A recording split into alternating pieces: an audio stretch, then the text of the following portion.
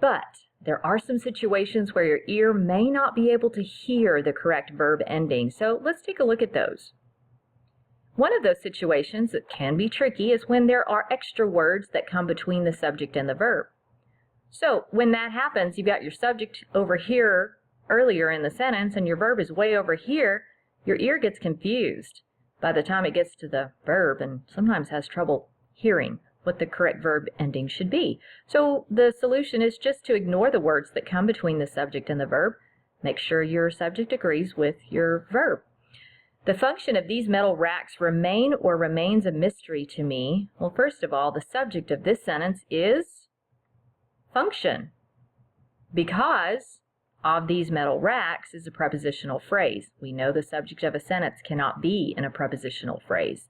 So now we know that function is our subject. We can substitute the pronoun it, and then we're going to pick, of course, the verb that ends with S, because we know that it has to be matched with a verb that ends with S in the present tense. So the function remains. The price of these coffee tables seem high. So the subject of this is not coffee tables. Remember, it is in a prepositional phrase, so cannot be the subject. So that leaves price as our subject. So the price, we could substitute it. It seems. The ingredients in the recipe sound delicious. Well, subject of this sentence is not recipe. It is ingredients. We can substitute the pronoun they. It pairs up with sound, no S, on its verb in the present tense. They sound delicious. Another tricky situation with subject-verb agreement is when your verb comes before the subject. This does not happen very often in English sentences, but it does every now and then. So a verb still has to agree with its subject even when the verb comes before the subject. A few words that may pop up before the subject are words like there, here, who, which, what, and where. Here's an example of a sentence where the subject actually comes after the verb, and we've got one of those filler words at the beginning. There is or are several ways to study for a test. Well, we know the word there is not the subject, so let's just get rid of that. And so we're going to look back here after the verb to find our subject, and it turns out to be ways. So ways is or ways are. Well, that's a little tricky. Let's substitute a pronoun. Ways, that would be they. So would we say they is or they are? Definitely are. Where is or where are the instructions for assembling the bed? Well, the word where is not the subject. It's just one of those question words. And so the subject comes after the verb. It can be helpful too sometimes to just rearrange this question into a statement. The instructions for assembling the bed is or are. And turns out our subject is instructions. So the instructions is or the instructions are. Of course it's are. We can double check that by substituting the pronoun they for our subject instructions. Here are a couple more to practice on. There is or are only a few seconds left in the game. There's our filler word there. Get rid of that. Only a few seconds is left or are left? Well, seconds is our subject. So seconds is, seconds are. Seconds, we can substitute they, so they are. Are is the correct choice. Here's another example. Here is or here are the keys to my car. We can rearrange that mentally. The keys to my car is here or are here? Well, obviously keys is the subject there. The keys are here. We could double check that with substituting the pronoun they are. There goes or there go my aunt, uncle, and their children. So we can rearrange that. My aunt, uncle, and their children. That's our subject right there. Substitute a pronoun for all of those people, and we get they. So would you say they goes or they go? Well, has to be go.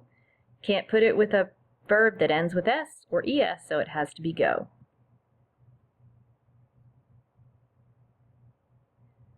All right, another group of tricky subjects would be indefinite pronouns. If they're singular, they always take a present tense verb that ends in S. Here is a list of the singular indefinite pronouns. I've grouped them to make them easier to remember. We've got our one words, one, anyone, everyone, someone. Our body words, nobody, anybody, everybody, somebody. Our thing words, nothing, anything, everything, something. And we have three more, each, either, and neither. If any of these words is the subject of a sentence, it's going to take a present tense verb that ends in S. Let's practice. Each of the team members wear or wears a red armband. So our subject would be each. It's not team members. Remember, that's in a prepositional phrase. So each is one of those singular indefinite pronouns, and we know it takes the verb that ends with S. One of the children needs or need a bandage. The subject of this sentence is not children. Remember, it's in a prepositional phrase. So our subject is one, and it's one of those pronouns that was listed. Indefinite pronouns, that takes a verb that ends with S, so one needs a bandage. We do have a plural indefinite pronoun, that's the word both. If you have both as your subject, it will always take a present tense verb that does not end in S. Here's an example. Both of the speakers has or have a master's degree in psychology. Our subject is both, not speakers, because of the speakers is a prepositional phrase. Both is our subject. Both will always take a present tense verb that does not end in S. So between these two, we have to choose have. Both have a master's degree.